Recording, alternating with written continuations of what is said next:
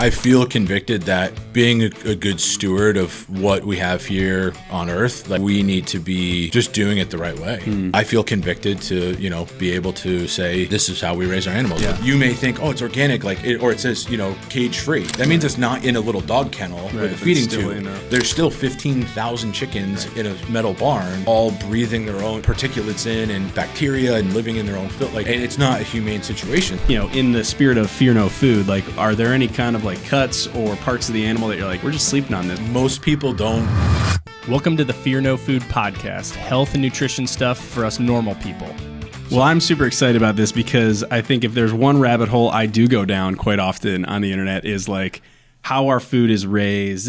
Does it need to come from a regenerative farm? What does that even mean? Grass-fed, grain-fed, and you just get lost in the sauce as far as where do I even start? Yeah. I should know my local farmers. I know all the shoulds, but then I'm building a practice. I'm raising a family. I live in the city. What do I do? And so I would love to, I think our listeners would love to just really, I guess, let's pull the veil back. What is important? What should we be looking for in the grocery store? How do we, if somebody's saying hey, I would like to start to get to know some local providers, how do they go about do that? But why don't we start with how you got into this? Sure. So you live up north. Yeah, we live up north now. We actually were down in Maricopa, right outside Maricopa. Okay.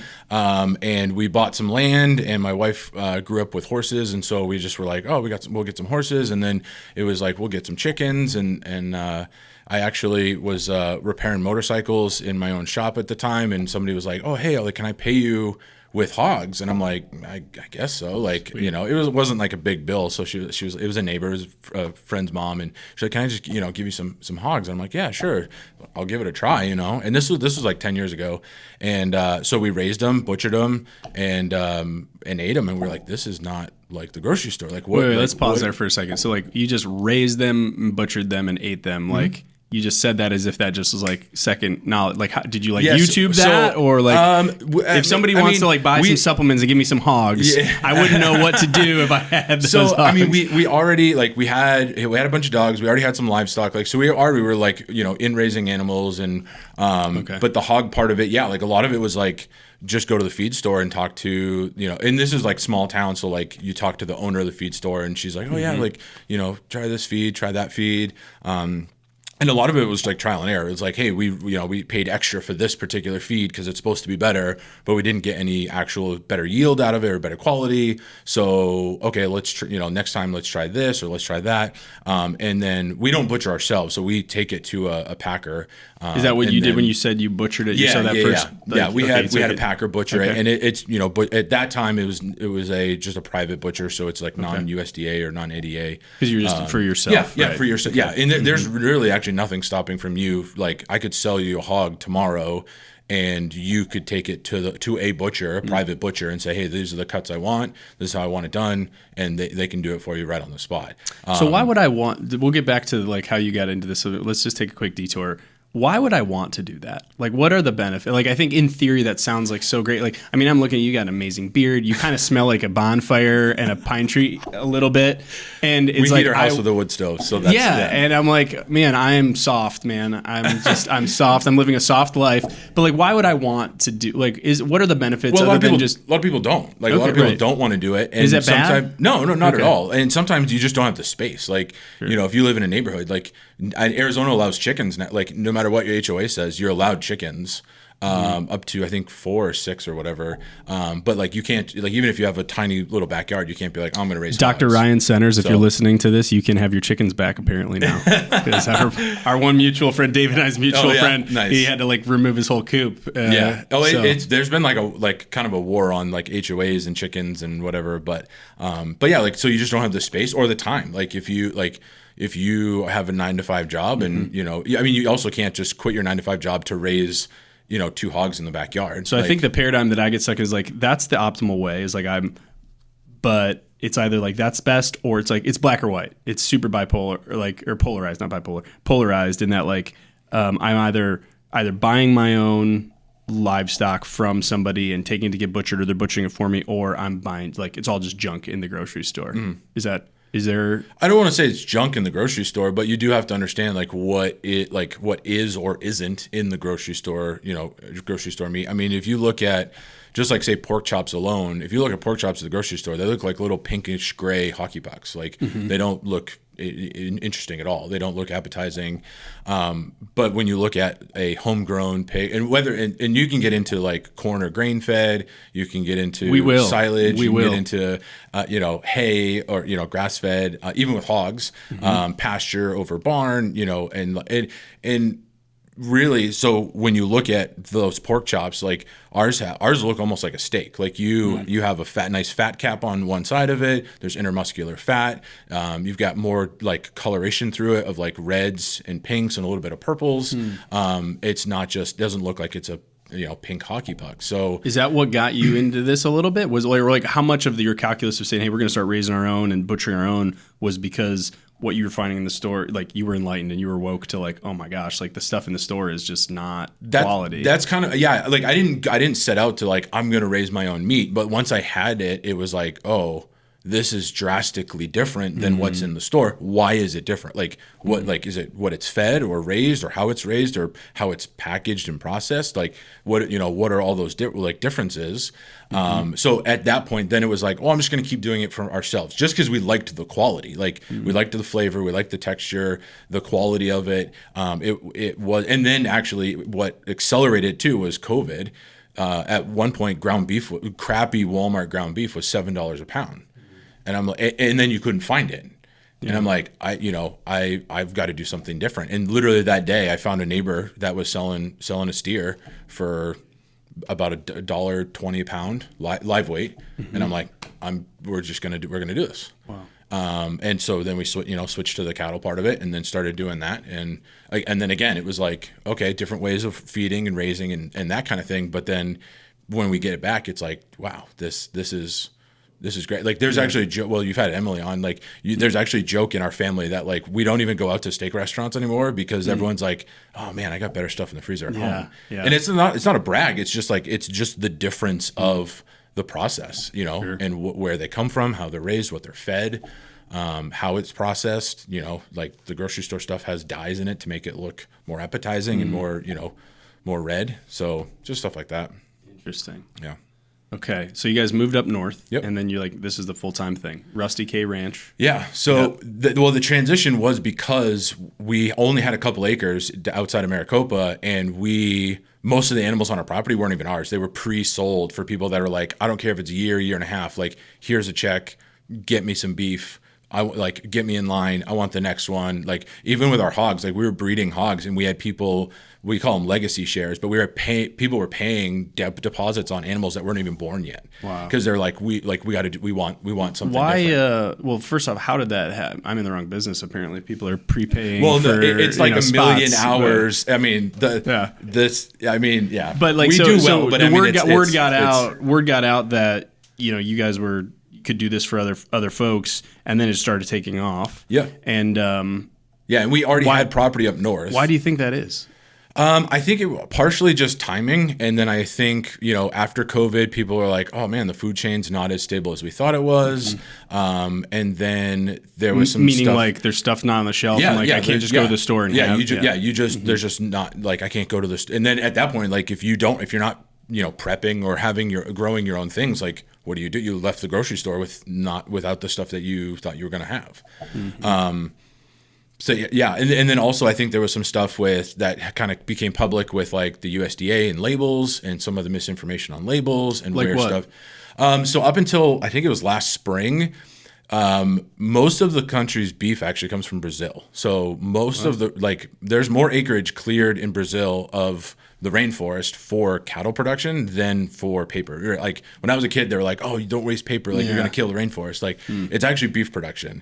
And what was happening is they're being raised there, brought here, and then they're butchered here and then sold here. So the labels say a product of the United States or a product of the U.S. Sneaky. So people are like, "Oh, I'm buying this porterhouse, and it says, it's got that, little badge with a, star I imagine somebody like you is like raising this thing, and it's like, no, it's right. So the USDA finally said, okay, in order to be made in the U.S., it has to be it has to be born here, raised here, and butchered here and sold here. Okay. So no more, massive ships of cattle being, brought over. Cool. But that was just last year. But I think there was, some time where things kind of came out as like, oh, well, if that's the case, like if that's not true, then where's my stuff coming from? You know? And it's not even that like they're doing anything wrong or like there's anything wrong with that meat. It's just a transparency and trust issue. So I think once that happens, then the door, like it kind of opens the door to like, well, what else don't we understand? What else do we not know? As far as where our food comes from or what like the labels, like you go to the store and you look at what's on the shelf, you can only go by what's on the label. Right. You don't know where that particular cow lived or, came from or what feedlot it was from or, whatever. Is that really that important? Or how, I guess maybe a different question is like, how important is that for me to really know from a health perspective and then maybe more of an ethics kind of. So I think the ethics thing is more the channel in that respect, but I urge everybody to do your own research and find out what's important to you, whether it's organics or GMOs or, certain pesticides or herbicides or the humane part of it. Like for us, for a long time, it was just like, oh, I think I can do a better job of making this cow happy while it lives at my house before I butcher it.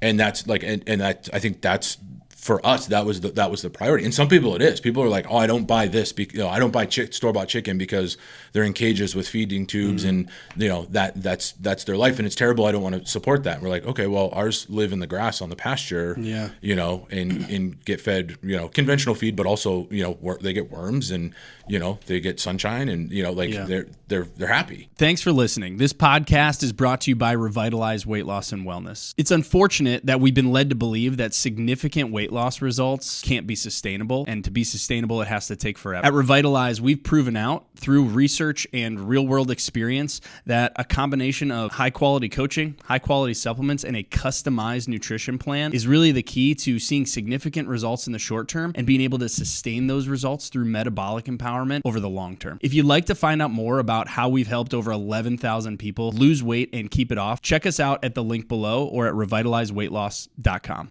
Let's talk about chickens for a minute. Yeah. So I went deep into this rabbit hole, not super deep, but deep enough, probably more than 99% of Americans. Okay. And like all the chickens are Cornish cross chickens. And I've read it's only because they just fatten up super quick. But like, why is nobody like trying to like figure out what is like the Wagyu of chicken or like, hey, this variation of chicken. I listened to this thing where at one point, one of the kind of fancy trains in like the early 1900s, like did some marketing around like in our like dining car, we have this specific chicken that we've bred that you can have, in our dining car, but like we don't see that anymore. It's just same chicken for everybody. Like what's your take on So I think chickens? There's a couple ways to look at it. The Cornish cross is what we raise as well. We do the process is a little bit different because we want to do it humanely. We want to do it right. We don't want to overfeed and cause other health issues. So we actually we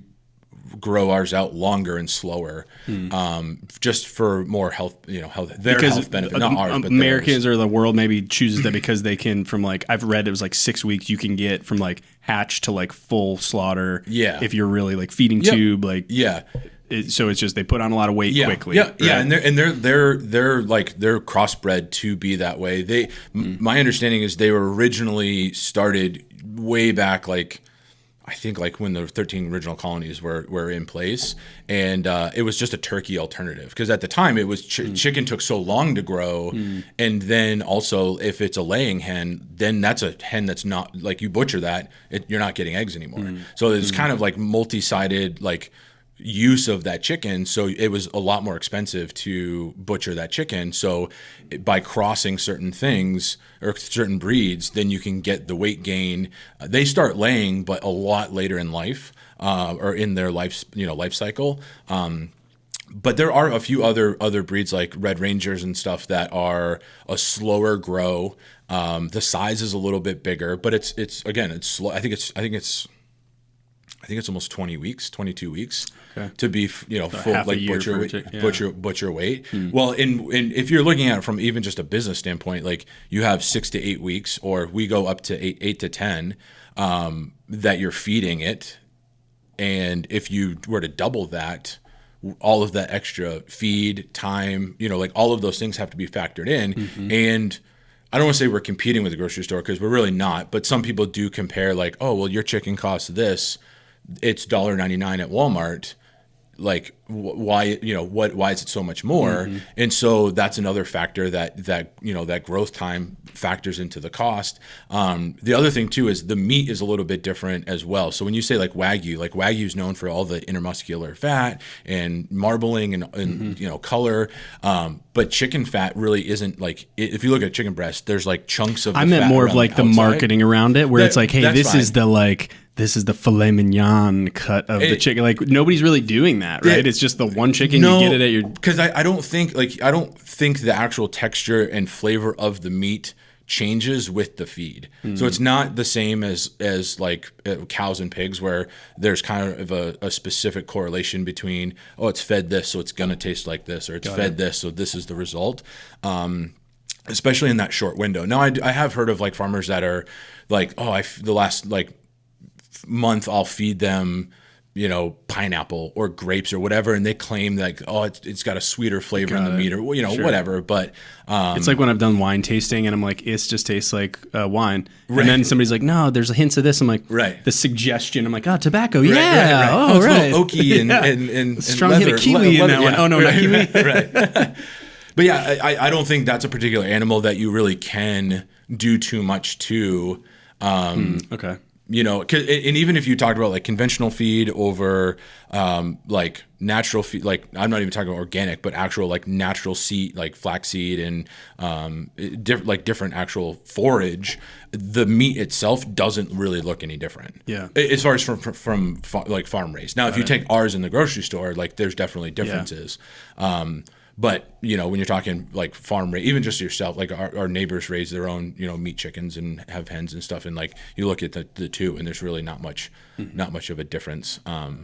Again, over grocery store. And I feel like it's worth noting, you had mentioned when we were chatting on the phone, you're like, hey, like there's obviously a place for like mass produce, like the country exists because of farmers who are mass producing stuff. And like what you're doing probably doesn't, like, does it scale? Like, are there farms out there that are there brands that you could find at the grocery store that are treating their animals well, and it's a regenerative farm, or it's how does this scale? Or is it like, no, the model needs to be, you need to find your local farmer and friend them and have them bring you eggs and meat like you did for me? I mean, that's a great question. I think that people don't realize actually how little of food options they have. When you go to the grocery store, like you look at bacon and you're like, oh, there's 60 different packages of bacon, like in this section, right? They're all made by 3 companies. And so there aren't really that many options. And I think that there isn't, like, there's no way like that I can get into Walmart. Even my local, like Walmart just doesn't work that way. Like it's not a local Walmart where I can go in and talk to the manager and be like, hey, I've got this. I can give you, 50 pounds of bacon this month and then 50 pounds the next. And, meanwhile, a large distributor like Shamrock is dropping 500 pounds of bacon, every 2 weeks, and then they're also distributing all 3 of those brands for them. It's just a different system. We actually sell in a store in Concho or Vernon, but they're local, like they're owned by a family in town. They want local products, and so we just work directly with them and stock them when we can. We got another store opening in Pine Top that will be carrying all of our products. So that's kind of the alternative to like get it into a store, get it more accessible to the customer. Because I feel like from even just like my business mind is on, it's like there's like when you can wrap this stuff in a better story and that the story's true, right? Is like, I think there is a world where that model can work, right? Like there's a local butcher shop in my hometown that just is, it's awesome. It's just got the vibe in there is cool. And I don't really actually know where they're buying, but you see their beef hanging there and they're butchering it there themselves, which is just different than going to Acme or that's Kroger. A good sign. If you see carcasses hanging, that's a really good sign. I've dealt with customers that have dealt with a local butcher shop that they're like, oh, I get it from this place, it's so good. And talking amongst the community, come to find out they're actually just buying it from Shamrock in bulk and then repackaging it as their own on their butcher counter. And they're not like misleading anybody or whatever, but people just assume like, oh, this is my local butcher. Like this must be a local beef or local pork or whatever. When in all reality, it's not. It just came from the pipeline of Cisco or Shamrock or whatever. Yeah. Where are some of the other pitfalls or things that people might not be aware of? So you mentioned like the use of dye in meat, or like I guess when I go through the grocery store, I'm seeing organic on some meat, not organic on other meat. Does that mean they were fed an organic diet? I'm seeing grass-fed, grain-fed. I'm seeing non-GMO on certain plants. Like, what are you looking for? I'm assuming you go to the grocery store still for certain things. Like, what are you looking for, or what should somebody be looking for when it comes to meat, or just generally as a farmer yourself? So one of the big differences between us and any family farm, like small operation family farm, and the big distributors or the big grocery stores is the fact that when our butcher, I call him a processor, and that confuses people a little bit. But in the industry, we say it's processed into live animal to packaged. It's not actual processed meat though. It's not. There's no preservatives. There's no additives. There's no dyes. The only time that anything would be added is like if we get like we got a huge order. We had a big order of stuff from the butcher yesterday that was pork, and we had breakfast sausage and chorizo. So those flavor packs and stuff are technically processed. Yeah, right. So there's like sodium and different things in those. But the rest of our stuff, like you get a ham at the grocery store, it's brined, it's cut, it's smoked, it's in water, like it's got preservatives. Like our hams are 100% fresh. There's nothing. There's nothing in them. There's nothing on them. There's nothing added to them. And even with our bacon, actually, we actually do belly. We don't do smoked bacon or anything. So like if I give somebody a slab of bacon slab, it's actually a full like belly section with it's not smoked, it's not cured, there's no sodium, like all of those things. And people like that because then they can do what they want with it. If they want to smoke it, great, they can smoke it. Or some people just cube it up and cook it as is. But people that are can't handle high levels of sodium or don't want sodium, that much sodium in their diet, bacon's at the top of the list, right? Yeah. And it's usually because it's low quality, low flavor, and so it's just, hey, let's spike up how much sodium and flavoring and fake applewood seasoning or whatever is added to it. But to go back to your question, as far as like what you should be looking at, there's a lot of different things. And again, I go back to, I think people need to do their own research and find out what's important to them as far as whether it's organic, which organic today does not mean the same thing it did 20 years ago.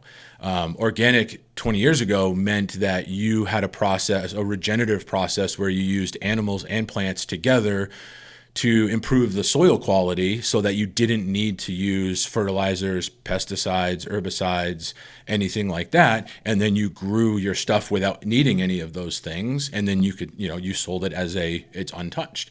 Now it's really a kind of badge that big companies use to get people to kind of look past the loopholes that they kind of find for, well, if this herbicide or this pesticide is not okay, or this fertilizer is not okay, well, let's get this one passed. And then the USDA says, okay, yeah, that one's fine, but not that one. So you may think, oh, I'm getting organic. There's no, chemicals, there's no whatever. It's just not the chemicals you may think is on there.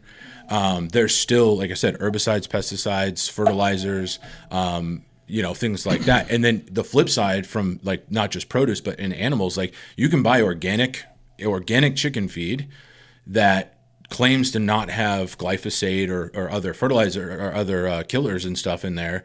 But the flip side is then it's full of corn and soy that are GMOs. So do I choose to feed my animal a bunch of GMOs, or do I, there's just you have to kind of do a lot of your own research to find out like this brand does have this. So when it says organic on meat, that just means that the animal was fed and what they would say is like they were fed feed that was quote unquote organic. Yeah, well, that's the other thing is if you go on the USDA website, there's levels of organic as well. So 100% certified organic means 100% certified organic. However, at least with chicken and eggs, all of the major labels have been tested, and glyphosate and GMOs have been found, like traces in the organic chicken and eggs at the grocery store. Is that important to you as a farmer to like get feed that isn't, or you're like, that's just the world we live in and the water we swim in, and we just do the best to make sure the animals are happy and So my highest priority is giving them the best diet and the best humane care while we have them. I say diet first because I do want them to have the best diet possible, not just for like size and growth, but also just their overall health. At one point, we did try to switch to, even our hogs, we tried to switch to full hay to be able to, specific hay that we were like, well, we can potentially use the organic branding if we switch them to this. And we actually lost a few piglets and almost lost our breeding boar because there's just such a deficiency in the vitamins and nutrients and stuff. And they just weren't flourishing. And so we decided to switch back to a different product. And you know, we've been back on that same track. So, for us, it's the nutrition. And the thing is too, like, especially with our chicken, like we've done a lot of research on if you go to a big brand and you get their organic chicken feed, it's been independently tested that a lot of them still have glyphosate and GMOs in them. So in order to keep their organic status, they have a lot of fillers, which is like corn and soy, which high levels of corn and soy for any animal is just not good. It's not good. And so we decided to go with a different company. Not good because that's just what they don't eat in nature. It's not even that. I mean, our cattle love corn. Like it's not a natural diet, but they don't live off of it 100% of the time. And I think there's a mix of research on, you know, the results of, you know, soy and different seed oils and, you know, all those different things. And it does transfer into the animal to a degree, not as far as like necessarily transferring into the meat that you eat, but even just like how much fat they build, you know, how much marbling is in the meat, things like that, I think affect it. And so we've decided, hey, we're going to actually go with a smaller company that doesn't have the organic certification, but has been independently tested to have better levels of all of those things than the organic feed that's from the large, you know, the larger bag company. I won't say their name, but but the flip side was, okay, the protein level is less. So we're like, what are we going to do to offset that protein? I'd rather pay the same amount but have less protein, but know that it's a safer, more healthy option for our chickens. So we started farming worms this year. So now we're like, okay, we can add protein, amino acids, diatomaceous earth, like all of those things into the diet and try to get us closer to that 24%. You know, of their diet is of protein. And so that's just kind of what everyone individually needs to do of like, hey, this is what I want to do. This is what I'm comfortable with. This is what my animals need. And because realistically, going back to the scale of the organic, there's 100% certified organic, meaning like 100%. But there's always contaminants. There's always you know, cross-contamination and stuff. And then to say you're organic, it's only 95% organic. So I can feed my animal 95%, you know, hay and 5% of poison, and then still call it organic. And then organically raised is only 70%. So I can say organically raised pork, or I could say organically raised pork, but knowing that it's only 70% of their diet. And then you can also say things like raised with organic whatever. So I'm not telling you what percent, like, I gave them an organic diet at one point in their life, you know, and so it's misleading. And so we actually stay away from the organic thing altogether as far as our labeling and advertising and stuff goes, because we think that it just adds to the confusion and the misinformation that because people will walk in and just say, oh, it says organic, I'll pay $11 for those eggs. And it's like, well, What do you? That's me. Well, and that's okay because it's the amount of information that you have. Yeah. But you know, because there's cage free, there's pasture, and I'm like, all right, what am I doing? So it's like, well, let's just assume that Vital Farms seems to be the most, you know, But even that, I've seen some questionable stuff. Well, and also with organic, they're supposed to be raised in a natural environment, but I believe it's the USDA, but they're allowed to be in the chickens are allowed to be in confinement huts, and still be organic. So you may think, oh, it's organic, or it says, cage free. That means it's not in a little dog kennel with a feeding tube. There's still 15,000 chickens in a metal barn, all breathing their own, particulates in and bacteria and living in their own filth. And it's not a humane situation. So if that's important to you, you may think, oh, that's part of that organic umbrella. But in all reality, it really, that's not what you're actually getting. Yeah. Wow. Okay. Well, I'm now no closer to having any hope navigating the grocery store now.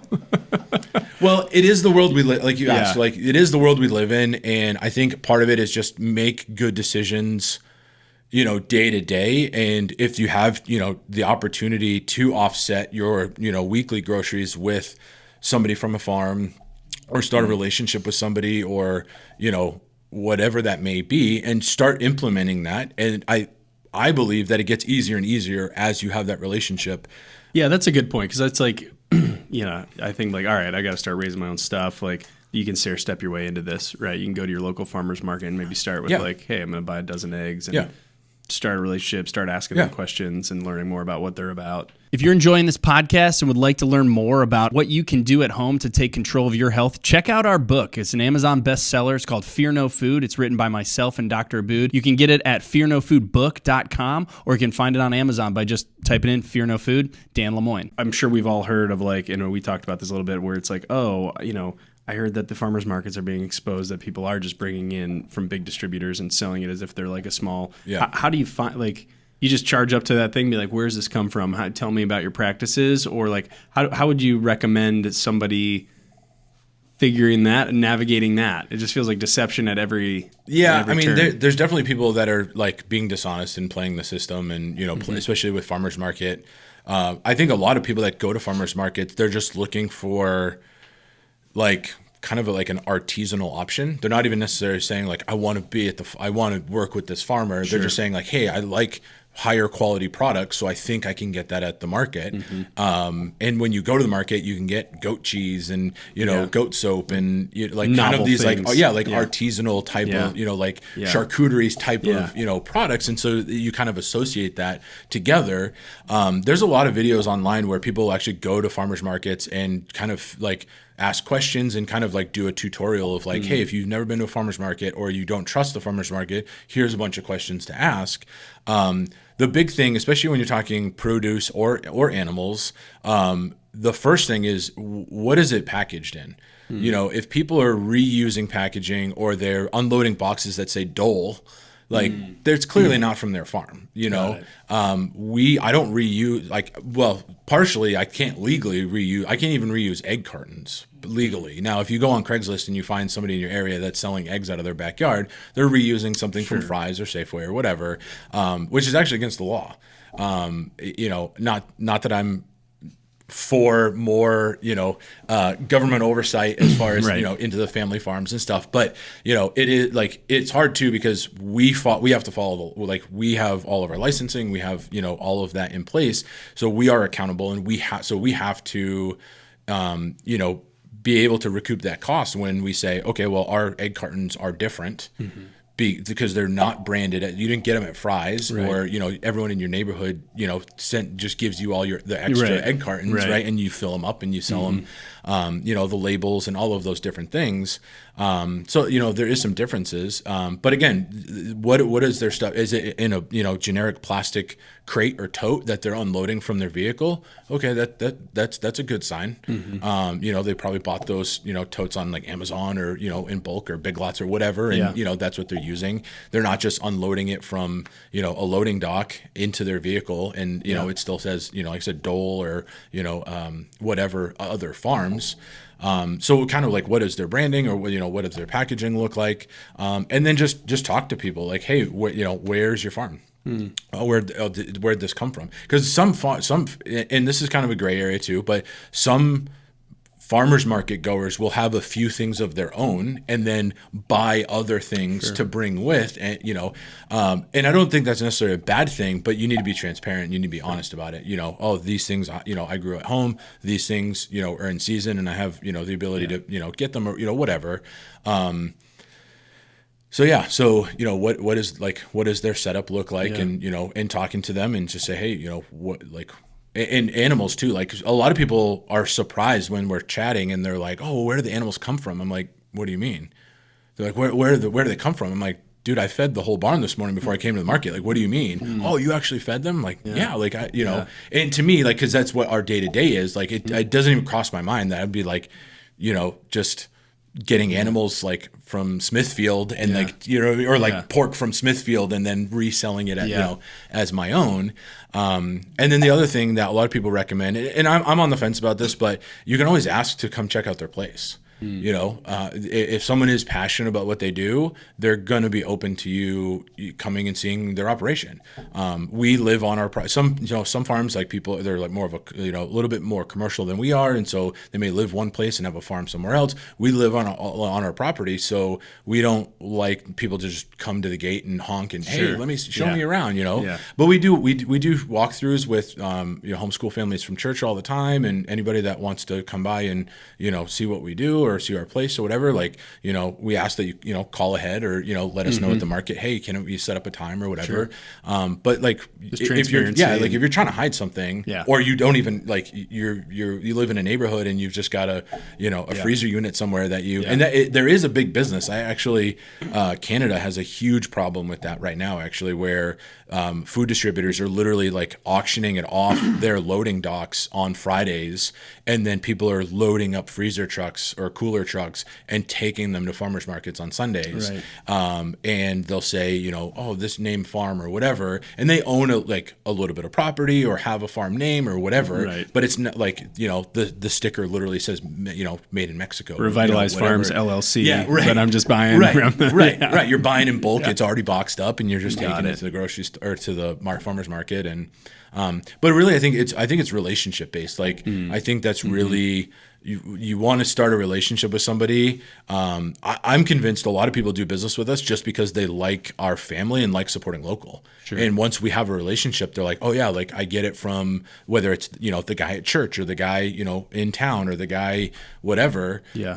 We people get to know us. They get to know our kid. Like we homeschool our kids, so our kids are with us every market, and the days where we're making deliveries, like our kids are with us. So they get to know us and our kids and kind of our lifestyle and where we go to church and those things. And they're like, okay, I want to create a relationship. And so then at that point there is trust, because they know I'm not, just getting Hostess baked goods that are expired and, loading my pigs up with, expired dairy. Is that what happens? There's stories, all over. Because we talked about that. You're like, hey, or I was like, hey, can I put in an order? And you're like, I've got, I don't have much of this. I've got some of this. And I'm like, yeah, we don't do pork. And you're like, can I ask you why? And then I gave you all my reasons, which are not backed by anything other than, I don't know if they're backed. The new one was like, they're bottom feeders. They just eat junk or they're fed junk. And mainly because we didn't grow up eating a lot of pork. Yeah. But then you were like, well, actually some are, but ours aren't. Right. Again, it's where you like, if you get on Craigslist and you find the guy that like raises them on the side in his backyard and they just get, leftovers from wherever he can, get them, and then he'll take it to the butcher for you, and, he's like, there's loopholes, like he can sell you the animal but then drive it to the butcher and then you pay the butcher, so he's selling a live animal but you're paying the butcher. Like there's loophole, but like, you don't know. There's a lack of accountability there, so you don't know, what it's been fed. And they are kind of created as the ability to kind of digest and be able to eat, I'm not saying garbage, but a wide range of different things, and still be able to sustain life. So how has your relationship with food changed as you started raising your own food? Is there a deeper level of appreciation, or you're like, no, not really? The appreciation part, especially like when we started, for a while we were just buying animals from other people. When it was us, it was, hey, let me get a piglet, I'll pay $50 and I'll get a piglet and then grow it out and whatever. Once we got into the breeding part of it, I think that's when, for me, like the value of life kind of came in. And not that like I can't eat them now, but it's just, that is a life that depends on me. And so it's not food yet, but I have to do the best I can to keep it alive and care for it and give it the, the best life possible. But then, yes, at the end, it's like if we make dinner and there's leftovers, like we don't waste it. Like that was the animal that was in the backyard, and that animal gave its life for us to eat. So I'm not going to waste, that half of steak, or that, we do fresh ground sausage or sweet Italian sausage and spaghetti, and that's leftovers. Like I'll have that tomorrow. Like, sure. I'm not, that part of it, it's zero waste. 'Cause it's not just something that came in the room and you're just like, oh, I'll have a little bit, and then it goes. It's like, there's a life to it, Yeah. Not that I'm saying that we're not meant to eat animals, or animals aren't here for our consumption or anything like that, but I think that, there should be a level of appreciation to not, have your fill, and then, because at that point I think that we're just not being good stewards of, of what we're given. I just feel like I'll sit down on my plate, and we talked with Dr. Dan Wool about this, where it's like, I'll just sit down and just, I'm busy, and I haven't taken time, and Emily talked about this on her podcast with us, with just taking some time to rest and appreciate before you just dive in. And it's like, I didn't, I had salmon last night with broccoli and kale, and I didn't think once about and I wish I did. And I imagine that if I went and caught that salmon myself and brought it back from Alaska, that I'd be sitting down and being let me think about the food chain and this, but maybe, maybe not. Maybe that's just a kind of fantasy. No, I mean, I think there is a different level. I wouldn't necessarily even say appreciation, but a standard for myself as far as, that animal no longer, especially we're turning animals over relatively quickly, and so if my daily routine is now different because certain animals are gone, it does change my daily dynamic, and so there is a little bit more of a oh, hey, that pen of hogs is gone, or those particular cattle are gone, or stuff like that. But I think it's just an appreciation thing. Yeah. Whether it's grown at my place or anywhere else, ultimately it's an animal that is now helping us sustain life. Are there I guess it sounds like there's because even in the small farm business, would you consider yourself a smaller ranch? Yeah. There's ways to kind of, you don't have to, I wouldn't know any different if you fed, pork garbage or this, but you're choosing to do that.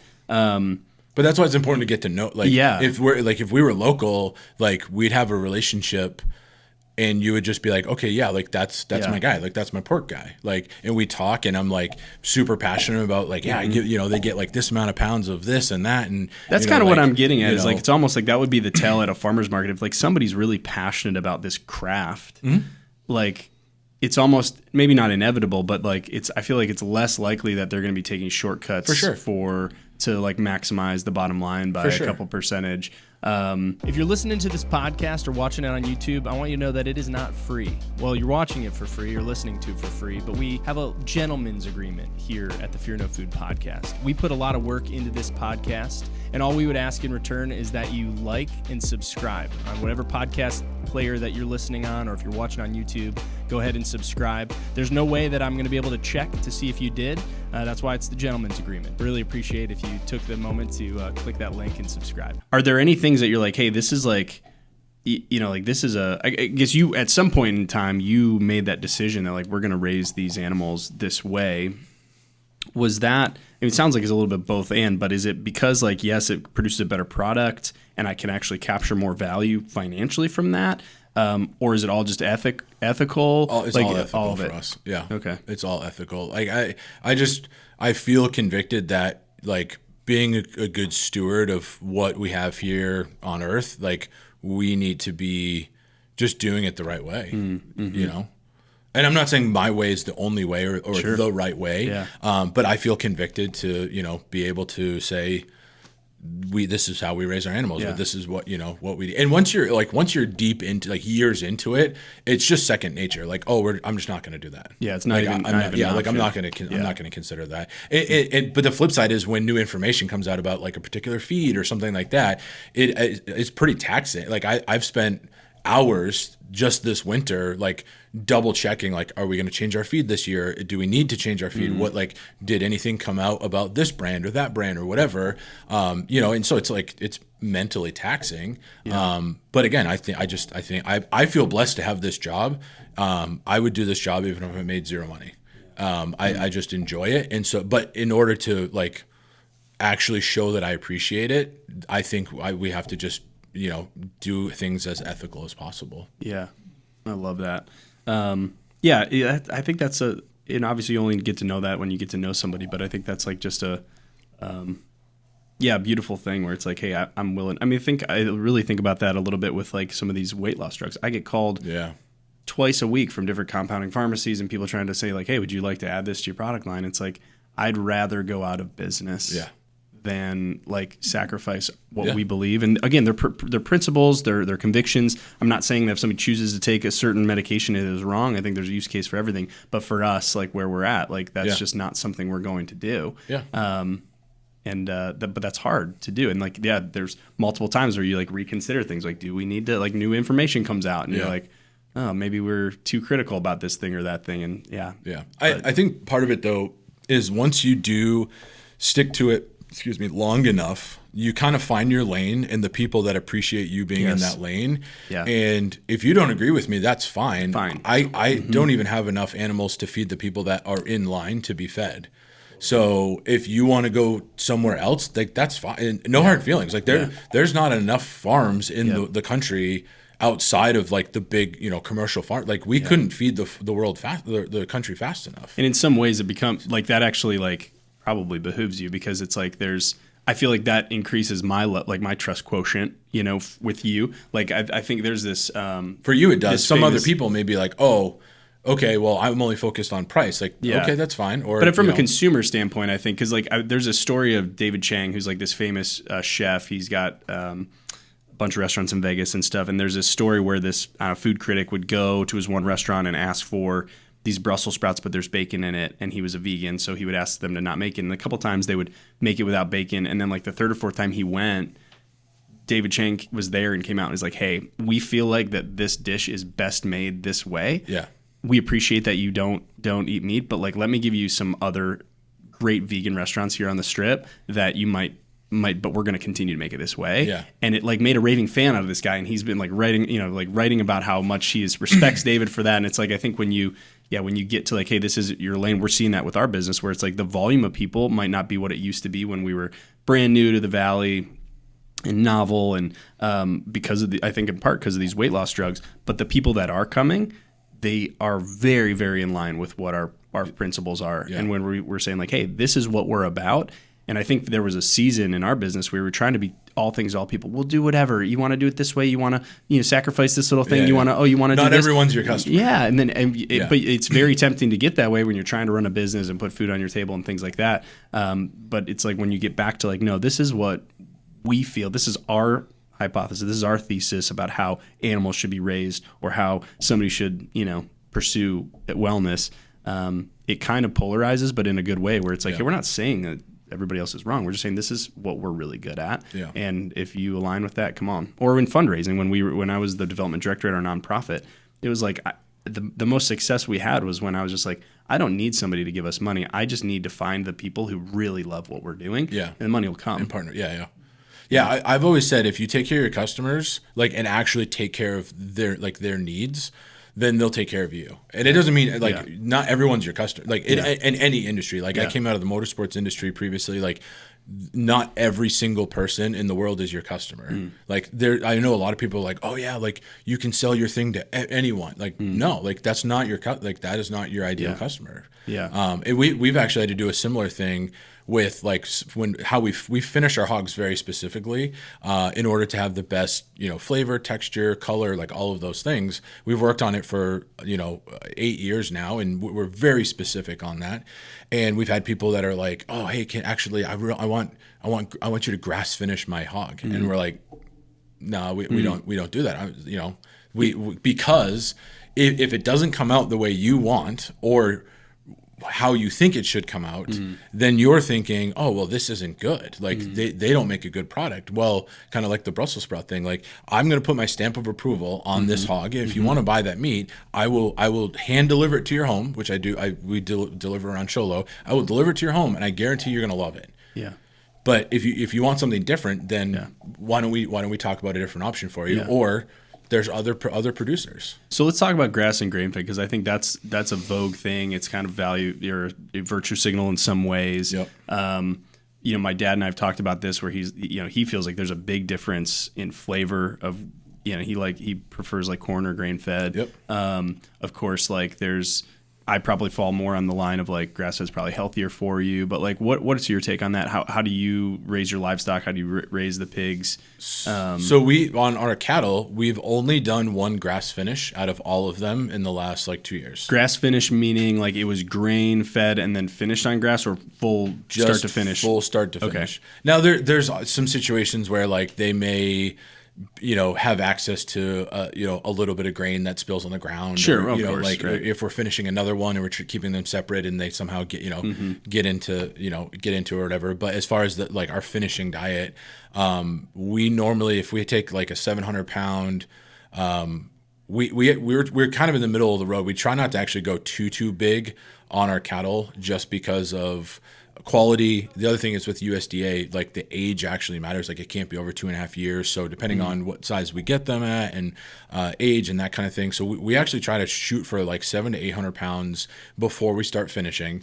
And then at that point we can yield anywhere from 1 pound to 2 pounds of weight gain a day on that grain. And we give them usually about 125 pounds over 30 days while maintaining their grass intake.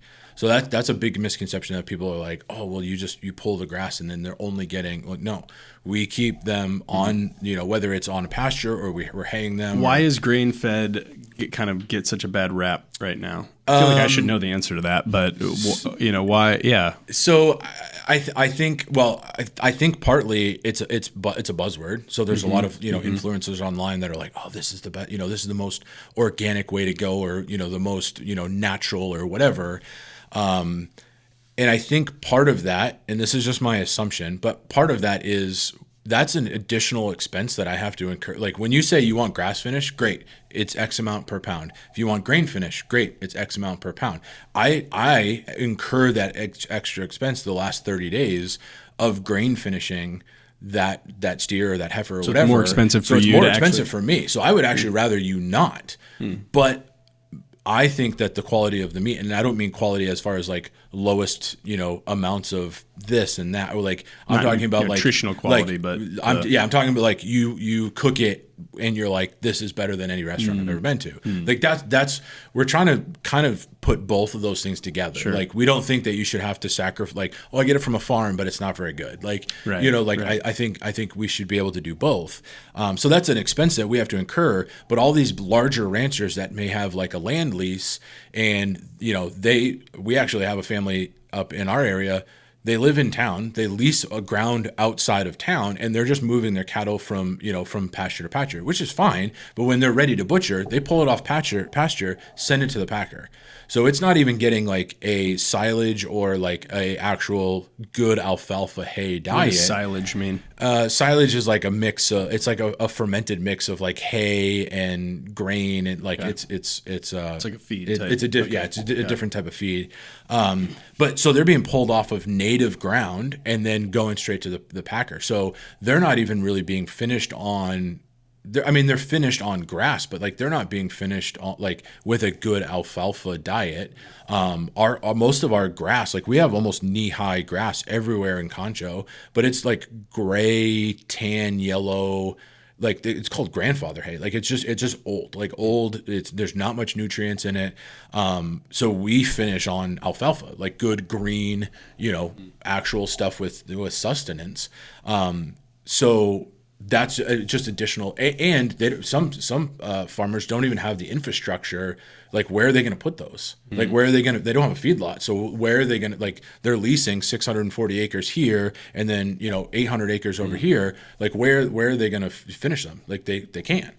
So it's almost like the marketing kind of goes along with like, oh yeah, the like limitation. Yeah, we're just going to let it go live on the grass, and then we're going to send it straight to the packer.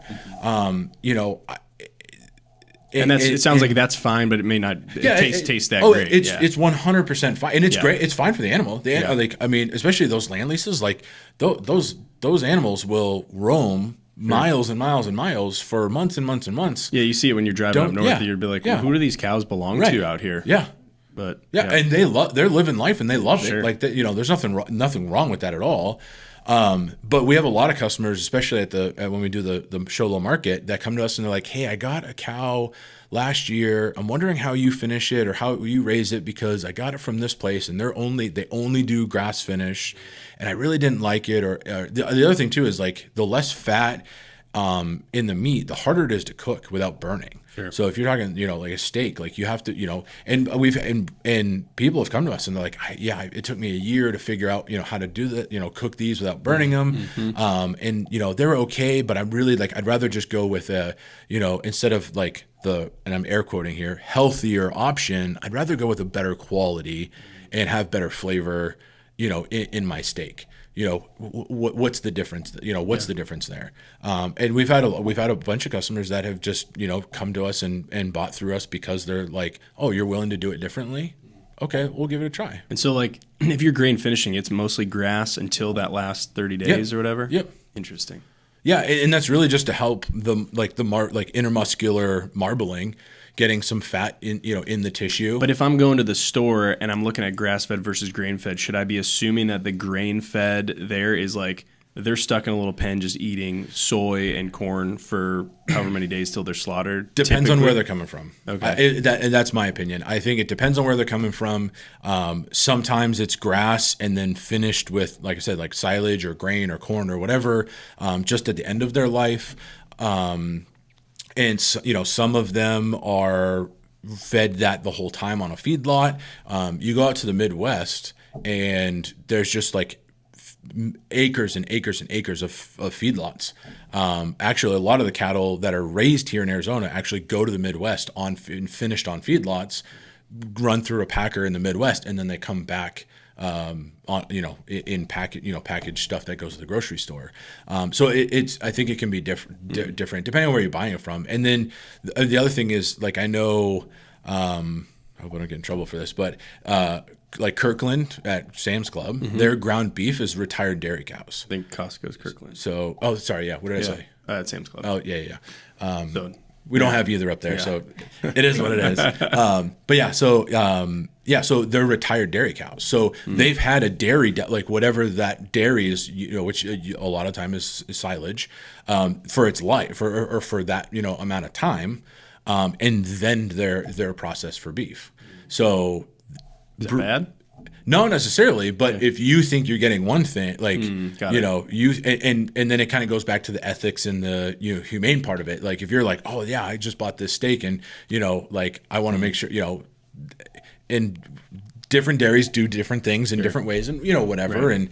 And, but again, like, that may change your opinion of what you're buying, being like, oh, this thing, you know, worked as a dairy cow for the last, you know, 2 years. And then, you know, to meet that 2.5 year USDA age requirement, you know. So then is grass-fed a label that can be, you mentioned like organic, there seems to be like various levels of like, you know, wizardry that the marketers use. With grass-fed, is that the same thing? There's no regulation on that. So it's literally just what the company decides to put on the packaging. So there's no, like, I'm not aware of any like way of registering as like we're a grain finished operation or a grass finished operation or anything like that. So it's really, you know, what that company decides to put on their package. Wow. Okay. Super interesting. Well, thank you so much for coming. This was awesome. I think my big takeaways, if I had to sum up, is when and where you can buy local. Start dipping your toe into that. I love that idea of like, or the thought of like, what do you care about? Like, you know, I think GMOs are a great example. I don't really care all that much about GMOs. Like, I think there's actually like a pretty strong case for why GMOs exist. I think there'd be a lot more people who've died of like malnourishment in other countries if GMOs didn't exist. Yeah. But so that one's not like, for our family, maybe not that big of a deal, but some of these other things are, and it's actually really helpful. I think some of the debunking around pork. I might try some pork chops at some point. Yeah. And then even just the grass-fed grain fed. I think I was always like grass-fed, but to realize that actually, especially if you're buying local, it's likely that it was grass-fed and then just finished on some grain in the last. Well, and again, and there's a lane for everybody. Like, and again, if I can portray any type of mindset, is do your own research, find out what's important to you, and like you said, like the GMO thing. Like we're kind of in the same boat. Like when we grocery shop, like I'm not necessarily worried about the GMOs. Or even when I'm feeding our animals, which may eat just as well as we do. Yeah. I'm not as focused on the GMO part. I'm more focused on, the fertilizers, the glyphosate, and then also the health level. Like, are they getting the protein and the amino acids and the carbs and those things that they need to be healthy? Yeah. So find what's important to you, and then find a farmer that, works within the means of what you're looking for. Before we go, to find a farmer, is the farmer's market the best place, or is there like a clearinghouse like online I can go to, like local farmer near me? I'm not aware. Well, so it sounds sketchy, but actually Craigslist isn't bad. Okay. For that, and you might get murdered, but you might also find your rancher. But you use it as a springboard. So I'll try to be quick. So if you find we actually put stuff on Craigslist, and I will get a phone call within 12 hours. I put a list, just pork, chicken, eggs last night at 10:30, and at 7:00 this morning on my way here, I had a phone call. Wow. So, but part of it is I put our company name, the link to our website, pictures of our product, and people go to our website and they check us out first. Sure. I'm not just like the guy doing it in my backyard, and I've got some cell phone pictures, and you see a hog with like pallets in the background, and I'm selling pork. So if you get on Craigslist, look in that area, in the area that you want, find businesses that are putting, because right now ad space in the farm ag category of Craigslist is free. So for us to put an ad on there, it doesn't cost anything. So find a company that's putting an ad out there for whatever you're looking for, or just farms or whatever, and then reach out to them and start from there. The farmers market could be another good way, but you've got to actually invest time to go there and then start, shaking hands and talking to people and stuff like that. A lot of good farms will be at the farmers market. So if they're on Craigslist, and they're advertising that way, or Google or whatever, and they're at the farmers market, then that's another way that you can be like, okay, great, you're at the farmers market, I'll come this Saturday and test some of your product, buy some of your product, and and then go from there. Yeah. So I think it's a little bit of both. Okay. But even at the market, like you have to have discernment, especially the one here in Phoenix. Like it's it's a massive farmers market. Some friends of ours do it, and it's just that's the one right up here. Yeah, uptown market. Yeah, that's a good one. Yeah. So just start there and start Googling, and it'll take a little bit of time to build that relationship and maybe weed out a few that don't want to do business with. But I mean, it's your quality of life, it's your health, it's your food. Yeah. And I think it's time that people start kind of taking control of, what they're putting in their bodies, and just instead of just going to the grocery store and being like, oh, I'm gonna pick out this and that, and Yeah, mic drop. Yeah. Love it. Where can people find out more? I mean, if you're like, hey, we're 6 months out, I don't need any more orders, just give them a fake web address. No. Where can people find out we always want to have, we're blessed to have the customers we have, but we don't turn anybody away. We're honest with people. We actually had a guy just randomly, some congressman or something was talking about local product in Arizona, and then someone dropped our name, and so he placed an order. He's in Scottsdale, and so I called him, and he's like, oh yeah, like no hurry, like whenever I can get it, So rustykrranchaz.com. We keep some stuff on there. The biggest thing is, especially down here, we have a lot of people in Show Low that come up for the summer. If you come up to the Show Low area for the summer, come by the Show Low market on Saturdays. Check us out. We'll have plenty of inventory for the summer, and we can meet, in person, and we have chest freezers and stuff that people can go through and look at individual cuts and stuff like that. So the website's one way. The other thing is we just have customers reach out to us and kind of like, hey, these are the things I'm looking for. Like yesterday when I picked up all the pork from the packer, I had literally a list of texts. I was like, hey, what do you want? Hey, what do you want? What do you want? What do you want? And people are like, this, and I just started, backing it up and like, okay, this is for Tom, this is for Steve, this is for, and so just reach out to us and let us know what you want. And somebody might be outside of the Arizona area. Do you ship? Not yet. We've had a lot of people ask, but we have such a demand local that it's not even something that we want to tackle. Get to the back of the line, guys. Well, it's just something we don't want to like. It take up so much time and infrastructure to set that up that we're still trying to serve our community. And get them fed before we go outside. But I mean, it is something that I'm passionate about. So if you're outside the area, like, look for good local farms. Like, and I'm not talking like the big thing that's come up lately is these like mail order, like, that's, butcher local farm or whatever, but like okay. it's still like frozen butcher box, type of stuff. And a lot of those, it's not even their product. They're actually networking with farms in particular locations throughout the country. And so it'll ship from a different farm, but it's under the name of, almost like a franchise type of thing. Sure. So yeah, just find a local, like what your local farm is doing. Yeah. And the other thing too is whatever they offer, like you'll start to adapt your like menu, your family's menu or groceries around what you can get and what you like. Yeah. I mean, we have pork probably at least twice a week now. And 10 years ago, it probably was once every 2 weeks. Yeah. But that's what we grow now, and we have a surplus. And same with our neighbors. Like, they bought 60 pounds. They have pork every week now. Okay, before we go, one other thing too. Now this is sparking some other stuff because like episode 2. Episode 2. That's right. I'll buy like at Sprouts, I'll find some packaging. Like I was buying bison the other day, and there's like this, it's got the regenerative thing on it, or venison, but then this is like the ancestral blend, so it's got heart and liver in it.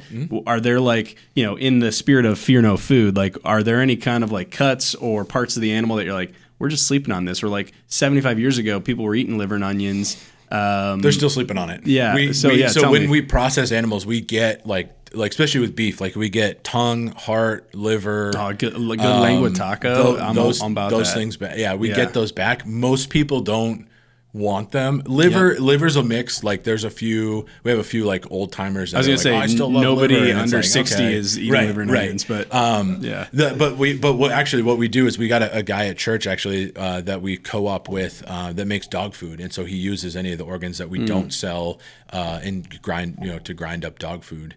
What do you like that most people would be like? Like, are you nothing really? Are you eating chicken hearts and chicken livers, or at your house?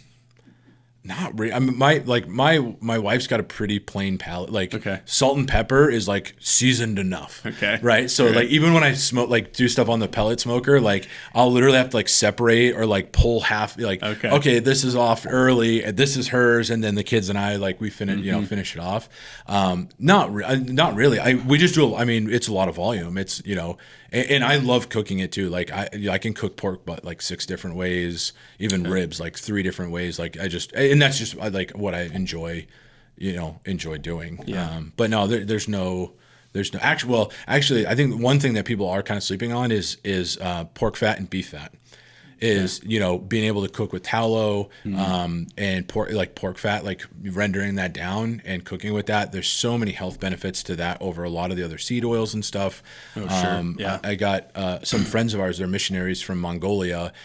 He came back to the States and he started having joint issues, and he's like, I just got to get back to my pork fat, diet. And I'm like, what are you talking about? He's like, oh yeah, it's like a Mongolian thing. And I'm like, dude, I got plenty of pork fat. Like, so I hooked him up, and he's like, oh dude, this is great. And he renders it and just eats it or massages it? No, they use it to cook. So like when they're frying something or cooking something, instead of like butter or vegetable oil or whatever, they're using that pork fat.